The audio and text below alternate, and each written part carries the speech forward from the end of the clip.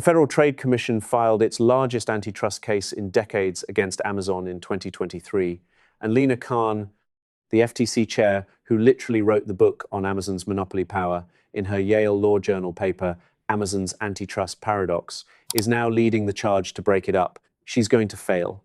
And a conservation biologist who died in 2021 could have told her exactly why. The most dangerous business strategy of the 21st century wasn't invented in Silicon Valley, wasn't developed at Harvard Business School, and wasn't theorized by economists or modeled by MBAs. 55 million years of evolution in the Amazon basin perfected it, and Jeff Bezos just copied it. None of this is metaphor. Amazon, the company, doesn't just feel like a rainforest, and Bezos didn't simply think of his company as an ecosystem when he built it. The actual structural mechanics that make tropical rainforests nearly impossible to destroy are the exact same mechanics that make Amazon, the company, nearly impossible to compete with. Once you understand why rainforests work the way they do, you'll see why Lina Khan's antitrust framework is bringing a chainsaw to fight the weather. What the FTC, business journalists, and even Amazon's fiercest critics don't understand is that Amazon isn't a predator, because predators can be killed. Amazon is a climate, and you can't sue the climate. The actual jungle spans 6.7 million square kilometers across 9 countries, including Brazil, Peru, Colombia, Venezuela, Ecuador, Bolivia, Guyana, Suriname, and French Guyana. Roughly 10% of all species on Earth live there, with an estimated 80,000 plant species, 1,300 bird species, 3,000 types of fish, and more insect species than scientists can count. Thomas Lovejoy, the conservation biologist who coined the term biological diversity in 1980 and spent his career studying this ecosystem until his death in 2021, called it the lungs of the Earth. His colleague E.O. Wilson, the Harvard entomologist who changed our understanding of biodiversity through his work on ant colonies as superorganisms, considered it the most complex system on the planet. That nickname undersells what's actually happening there. Most people assume rainforests are rich because of great soil, but the opposite is true. Amazonian soil is thin, acidic, and nutrient depleted. Clear-cut a section of rainforest and try to farm it, and you'll get maybe 2 or 3 years of decent crops before the land becomes nearly useless. This confused European colonizers for centuries. Manaus, the city deep in the Brazilian Amazon, boomed during the rubber trade and then collapsed when plantations elsewhere outcompeted it, which raises the question of how the most abundant ecosystem on the planet could grow from the worst soil. The answer changed how we understand biology, and it's about to change how you understand business. Rainforests don't extract nutrients from the soil at all. Instead, they create a closed-loop system where nutrients almost never touch the ground. When a leaf falls in the Amazon, it doesn't decompose slowly into the dirt like it would in a temperate forest, and within weeks, or sometimes days, fungi, bacteria, and invertebrates break that leaf down completely. A dense network of shallow roots and mycorrhizal fungi, what scientists now call the wood wide web, immediately absorbs those nutrients and pumps them directly back up into living plants. Nothing leaks and nothing wastes. The forest recycles itself so efficiently that it generates its own weather. Trees pull groundwater up through their roots and release it through transpiration, a process where a single large tree can release 1,000 liters of water vapor per day. That moisture forms clouds, which create rain, which feeds the trees, which create more clouds. Research published in Nature found that the Amazon generates roughly 50% of its own rainfall, which means it's not just growing in an environment, but creating the environment it needs to grow. Scientists call this a closed nutrient loop, and it has a terrifying implication. Once a rainforest reaches a certain density and complexity, it becomes self-sustaining in a way that's almost impossible to reverse. The forest doesn't need the outside world anymore, and the outside world increasingly needs the forest. Jeff Bezos didn't name his company after a river because it sounded exotic. His 1,997 letter to shareholders, still required reading in business schools, described wanting to build an enduring franchise that would be impossible for others to replicate. He talked about obsessing over customers and investing for the long term. What he didn't say publicly, but what becomes obvious when you study Amazon's actual structure, is that he was building a closed-loop system, and Andy Jassy, who built AWS from scratch and took over as CEO in 2021, has only tightened those loops. Rainforests cycle nutrients, and Amazon cycles cash. AWS generated over $85 billion in revenue in 2023 and operates at roughly 30% operating margins, while retail operates at razor-thin margins, sometimes negative.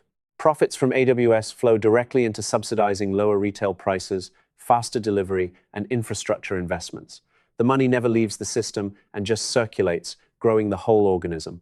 Rainforests have the mycorrhizal network, those fungal threads connecting trees underground that allow them to share resources, send chemical signals, and support weaker members of the forest. Amazon has Prime. Over 200 million members pay annual fees that subsidize everything from free shipping to streaming video to music streaming to grocery delivery through Whole Foods. Prime members don't just buy more, because they're connected to the system in a way that makes leaving almost unthinkable. The switching costs aren't financial but infrastructural. Cancel Prime and you don't lose a subscription, you lose the architecture of your daily life. Rainforests have symbiotic relationships, species that can't survive without each other. The Brazil nut tree can only be pollinated by a specific orchid bee, which can only survive in undisturbed rainforest. Cut down the forest, lose the bee, lose the tree, and one of the Amazon's most valuable exports disappears. Amazon has third-party sellers.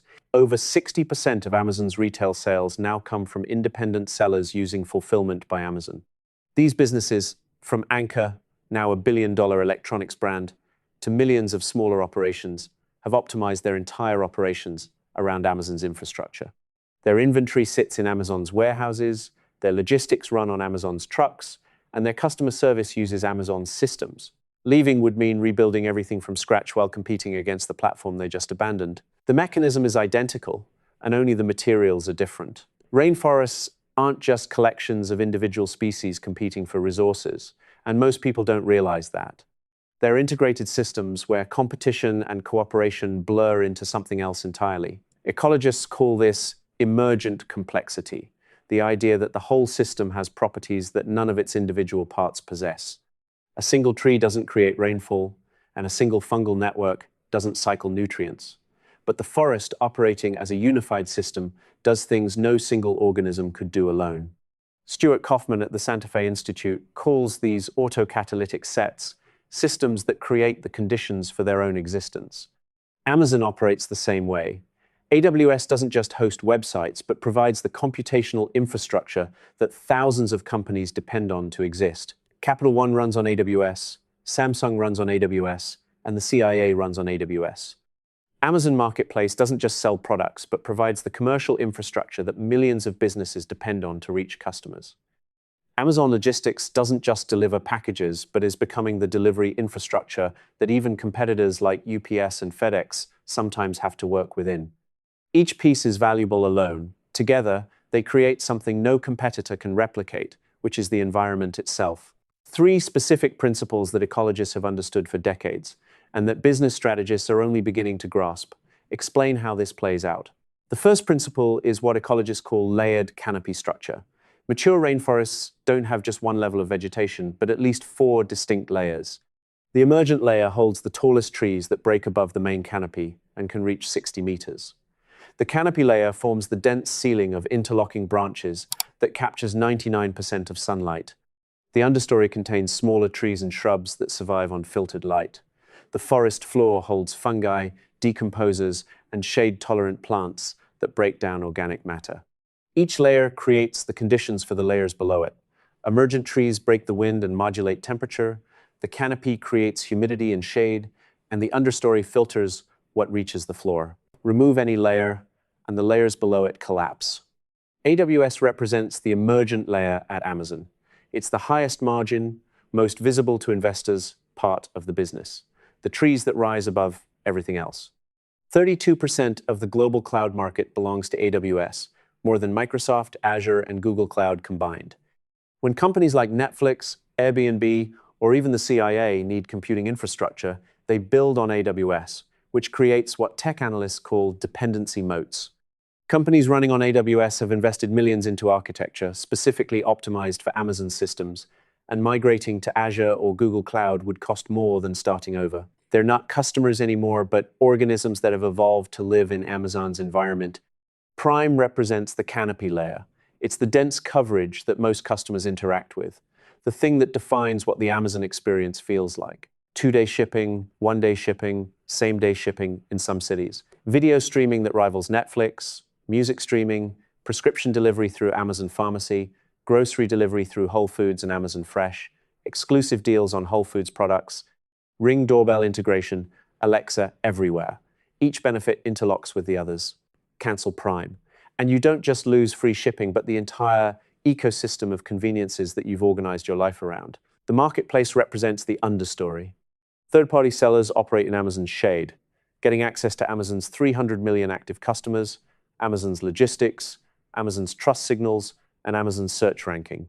In return, they pay fees that often reach 30–40% of their revenue, they share data, and they strengthen the overall system.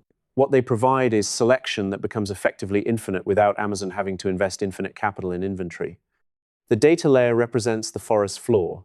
Every click, every purchase, every search query, every abandoned cart, and every product return decomposes into information that feeds back into the system. Amazon's A9 search algorithm, its recommendation engines, its inventory predictions, its advertising platform, and its private label decisions through Amazon Basics all grow from the decomposed behavior of hundreds of millions of users. Even returns feed the system, because a returned product gets processed, repackaged, resold through Amazon Warehouse, or broken down for parts. Nothing leaks and nothing wastes. Remove AWS, and the whole system loses its oxygen. Remove Prime, and the canopy thins. Remove the marketplace, and selection shrinks. Remove the data, and the intelligence dies. Each layer also protects the others, and that's the truly terrifying part. AWS profits allow Amazon to subsidize marketplace growth, Prime membership justifies marketplace investment, and marketplace data improves AWS services. The system doesn't have a single point of failure because it's not a hierarchy but an ecology. The second principle is called keystone species dynamics. A keystone species in ecology is one whose impact on the ecosystem is disproportionately large relative to its abundance. Remove it, and the whole system reorganizes, usually into something much simpler and less diverse. The classic example is the sea otter on the Pacific coast. Sea otters eat sea urchins, and sea urchins eat kelp. Remove the otters, which fur traders nearly did in the 18th century, and urchins explode in population, kelp forests disappear, and hundreds of species that depended on kelp habitat vanish. The otter didn't make up a large percentage of the ecosystem's biomass, but it was holding the entire structure together. AWS represents the keystone species at Amazon, but not for the obvious reason. AWS generates most of Amazon's profits, over $20 billion in operating income annually. But here's the thing. AWS is the thing that other companies can't afford to compete against because doing so would mean competing against themselves. When Amazon launched AWS in 2006, it wasn't obvious that cloud computing would become essential infrastructure, and most big tech companies had their own data centers. They could have built their own cloud services and competed directly with AWS, and some eventually did, including Microsoft with Azure and Google with Cloud Platform. They were years late, and the reason was that building cloud infrastructure is expensive, and Amazon was willing to operate at losses that other companies couldn't justify to shareholders. Amazon's core retail business provided cover. As long as the overall company grew, Bezos could subsidize AWS development almost indefinitely, which is the nutrient cycling principle again, with profits from one part of the forest feeding growth in another. The keystone dynamic worked like this. By the time competitors realized AWS would become critical infrastructure, many of their future customers were already building on Amazon, and Amazon could use AWS profits to subsidize retail prices that those same competitors, especially in retail, couldn't match. Google sells products through Google Shopping, and Microsoft sells products through their store, and both of them are trying to compete with Amazon Retail while their potential customers are funding Amazon Retail through AWS fees. It's like trying to compete with a tree while paying rent to live in its shade. The keystone species doesn't just hold the ecosystem together, but makes the ecosystem dependent on its continued existence, even among those who would benefit most from its removal. The third principle is what ecologists call recruitment limitation and incumbent advantage.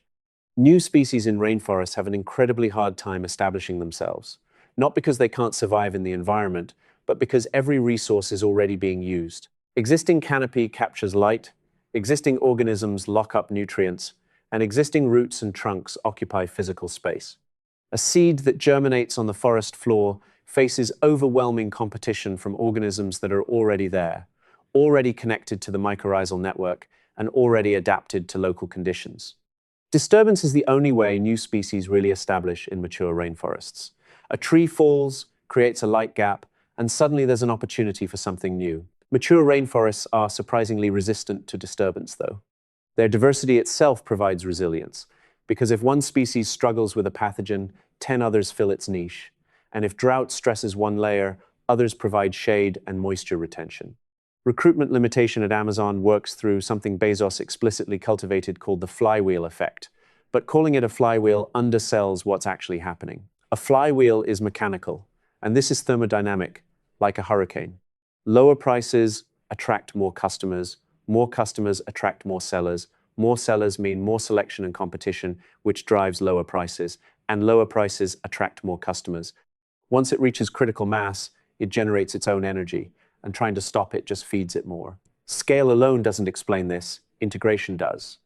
A new competitor doesn't just need to match Amazon's prices, but needs to match Amazon's selection, which means recruiting millions of sellers who have already optimized for Amazon. They need to match Amazon's delivery speed, which means building hundreds of fulfillment centers that Amazon spent 2 decades constructing. They need to match Amazon's Prime benefits, which means creating a content library, a music service, a pharmacy, and a grocery store. Each element of Amazon's business makes every other element stronger and makes the barrier to entry exponentially higher.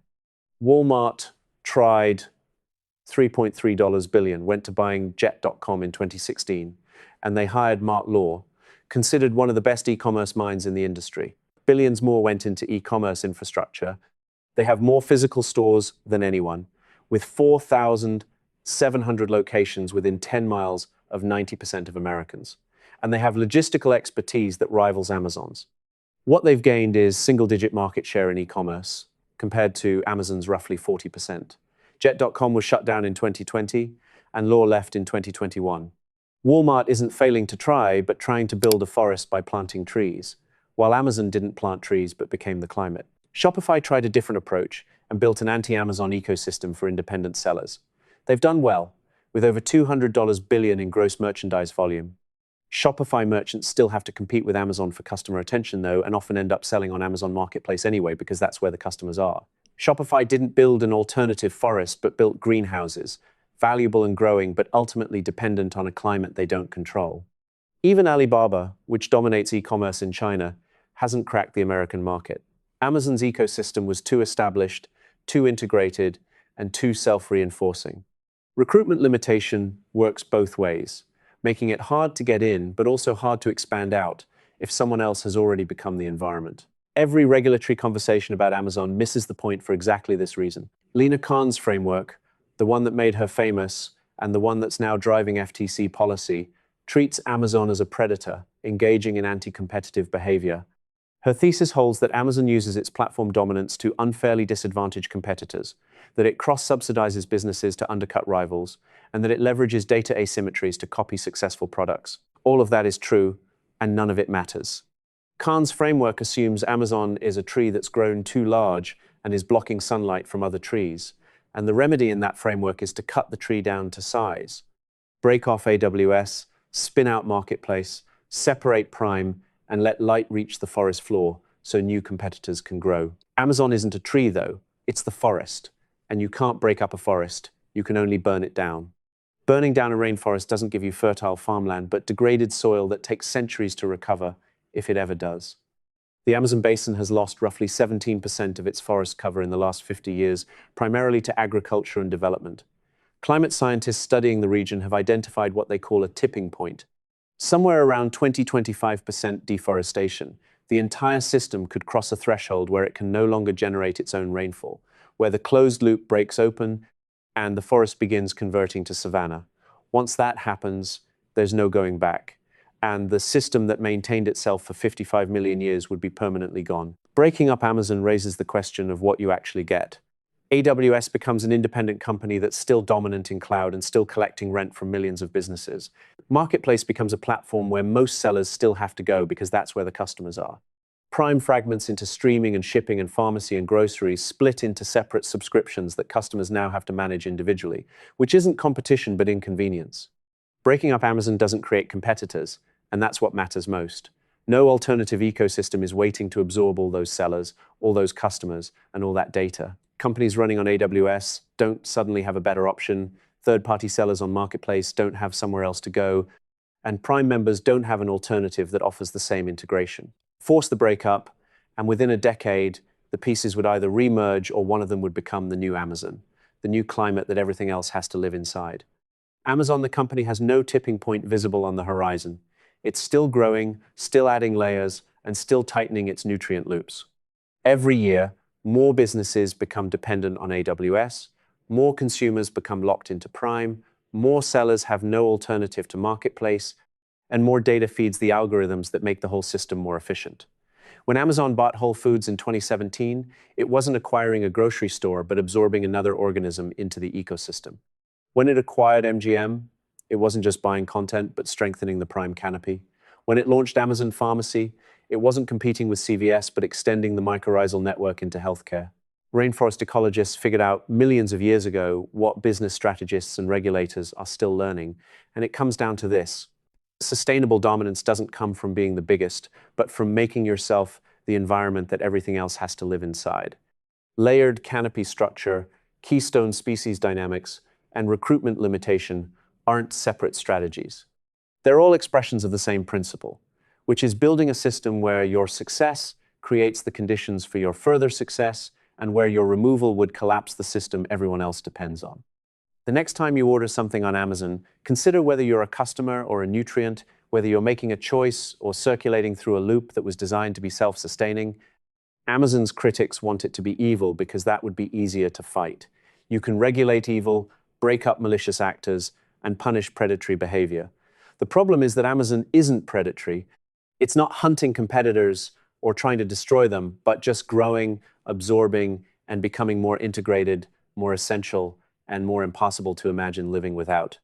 That's what makes this dangerous. Not dangerous like a predator that might attack you, but dangerous like climate, something that defines the conditions of your existence, whether you want it to or not. The most successful business of the 21st century isn't a company, but an ecosystem. And ecosystems don't compete with organisms. They absorb them. Jeff Bezos didn't study at the Santa Fe Institute and didn't have a background in ecology or complexity theory. Somewhere, though, consciously or unconsciously, he understood something that most business thinkers still don't, which is that the goal isn't to win the game, the goal is to become the game. Amazon isn't a company that grew into a rainforest. It was always being built as one, and the name wasn't metaphor but blueprint. Just like the actual Amazon basin, the question isn't whether it will keep growing. The question is whether anything can grow outside of it anymore, and whether, by the time we realize we should have asked that question earlier, it will already be too late to change the answer.